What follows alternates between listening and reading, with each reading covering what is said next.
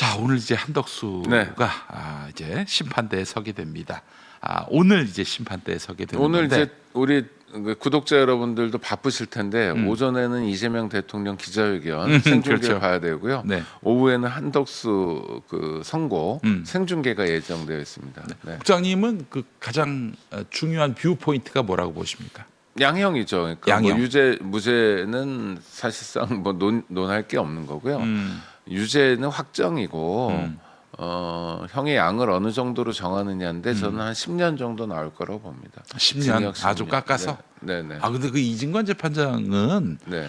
날서 있어서 이 양반은 15년이 뭐니 한 20년형은 때려야 되지 않겠나? 뭐 그럴 수도 있다고 생각하는데 그게 가능합니까? 뭐 가능하죠. 구형보다도 그런데 더 많이? 네, 그럼요. 그건 뭐 저 법정형이라는 게 있으니까 가능한 거고요. 네. 구형이라는 건 일종의 참고 사항입니다. 그러니까 검찰에서 공소 유지를 하는 입장에서 이 정도 형을 주세요라고 구하는 거죠. 형을 구하는 건데 그건 이제 꼭 그대로 따르지 않아도 되는 거기 때문에 뭐 저는 가혹한 그러니까 한덕수 입장에서 국민 입장에서는 정의로운 판결도 있을 것 같습니다만 또 형의 양을 정하는 데 있어 양형 요소라고 해서 네. 참고해야 될 사항들이 있습니다. 네. 우리가 이제 굉장히 놀란 것 중에 하나가 윤석열 징역 5년 나왔을 때 그때 초범이라고. 아니 그러니까 그걸 그게- 어떻게 아니, 재범을 근데- 할 수가 있겠어요? 아니 근데 그 범죄를. 그게 아니라 그게 뭐 내란죄나 뭐 체포 방해, 업무 방해, 뭐 공무집행 방해 이런 거에 대한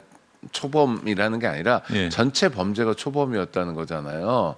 진짜 윤석열이 그러네요. 근데 아니, 검사 윤석열이 너무 빡치는 거예요. 아니, 아니 이 그러니까. 새끼가 과연 이게 아니, 범죄는 많이 저질렀고 예. 부부가 솔선수범했는데 범죄로서 그런데 하여튼 실제로 형사처벌 받은 전력은 없다. 초범이라는 건 중요한 요소거든요. 네. 그럼 저는 한덕수의 뭐 범죄 자료를 보지 못했으면 아마 초범이겠죠. 없겠죠. 이게 또 네. 50년 또 공직자 생활을 했었으니까. 그리고 뭐 저 미꾸라지처럼 잘 이렇게 매끈매끈하게 다녔었던 분이잖아요. 네. 국무총리도 2번 했고 그래서 이제 초범이라는 점 이게 양형에서는 이제 참작 사유가 됩니다. 그 형을 좀 깎게 되는 사유가 되는 거죠. 네. 두 번째는 공무원으로서 오래 일했다는 것도 양형 요소가 좀 되고요.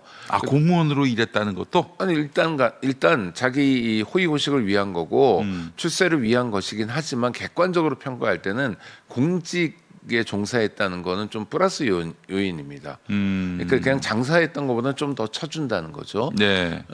그 다음에 또 하나는 고령이잖아요. 예. 이 양반이 대통령 선거에 나올 정도로 기세 등등한 사람이지만 네. 그래도 일은 훌쩍 넘은 80을 앞두고 있는 고령이라는 점도 약간의 플러스 요인, 한덕수에게 플러스 요인입니다. 그래서 저는 한 징역 10년 정도 보고 있습니다. 징역 10년 정도 그런 것들이 고려돼가지고 네네. 징역 10년도 상당한 형이죠. 다 살아야죠. 네, 그럼요. 굉장히 무거운 형입니다. 아니 그래서 한덕수가 징역 사는 것도 그렇지만 그럼 이제 돈가스를 못 먹게 되죠. 네. 아니 가끔 줍니다. 교도소에서 가끔 주는데 아마 호텔 돈가스하고는 좀 다를 겁니다. 예 그래요. 알겠습니다. 그 호텔 돈가스와 뭐가 다를까? 일단 구운 지 좀 된 거죠. 튀긴 지 좀 구운 지 오래된. 그다음에 교도소에는 식당이 없잖아요. 예. 식당이 없습니다. 그럼 어디서 조리해요? 아니 부엌은 있어요. 그러니까 주방은 있는데 네. 밥 먹는 곳인 식당이라는 곳은 교도관들만 사용하는 거고요. 네. 재소자들은 각자 자기 방에서 방에서. 먹습니다. 그러면 거기서 가져와야 되거든요. 그렇지. 추진한다고 그러죠. 예. 그러니까 주방에서부터 씻고 와야 되거든요. 그럼 시간이 좀 걸릴 수도 네, 그렇죠. 있겠네요. 그러니까- 끝방에 있는 사람들은 그럼 항상 아니 그리고 하나씩 나눠줘야 되잖아요. 네. 그러니까 1번 방, 2번 방, 3번 방 이렇게 나눠줘야 돼요. 그 사이 음식은 또 식고. 뭐 그러니까 아하. 뭐 호텔에서 먹는 것도 부인하고 같이 먹던 거하고 전혀 다르겠죠. 알겠습니다. 예. 아니, 그러나 돈가스는 먹어볼 수 있다. 아까도 제가 김태형 기자한테 물어본 건데 네. 그 이번에 한덕수 선고가 윤석열 그 우두머리 재판에 미치는 여파가 매우 클 텐데. 저는 뭐 각각 독립된 법원이기 때문에 아니 그렇다고 이런- 한덕수는 내란 유죄, 윤석열은 내란 무죄 이렇게 나올 수는 없는 거 아니 아니겠습니까? 저는 그렇게 나올 수 없어요. 예. 있을 수 없는 일이지만 예. 조이대 직위원 시스템에서는 우리가 상상하는 그 이상도 벌어질 수 있다라고 긴장을 해야 된다고 봅니다. 상상할 수 없었던 탈옥이 있었잖아요. 네네네. 봤잖아요 우리가 작년에. 그 누가 상상했습니까? 어떤 법조 전문 기자가 상상했죠? 네. 어떤 법조인이 상상했죠? 아마 검사들도 상상하지 못했을 거예요.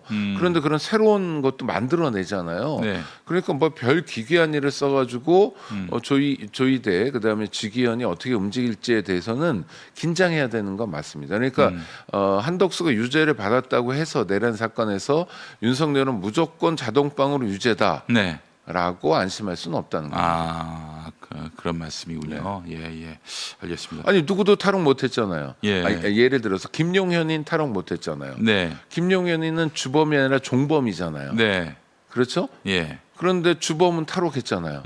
이게 어떻게 설명됩니까? 맞아요. 이게 우리가 엊그제 봤던 일이기 때문에 앞으로도 이런 일이 벌어질 가능성에 대해서 대비해야 되는 거죠. 그러니까 내란 전담 재판부 얘기를 국회에서 했던 것도 네. 타당한 얘기가 되는 거죠. 일단 지금 1심 결과에 우리가 너무 일희일비하지 말고 네네. 내란 전담 재판부에서 보다 공정한 판단을 내리게 될 것을 근데 기대하고. 저는 뭐 그 정확한 판결이 나올 거라고 예상합니다만 네, 마음 놓고 있을 만한 일은 아니다라는 겁니다. 예, 알겠습니다.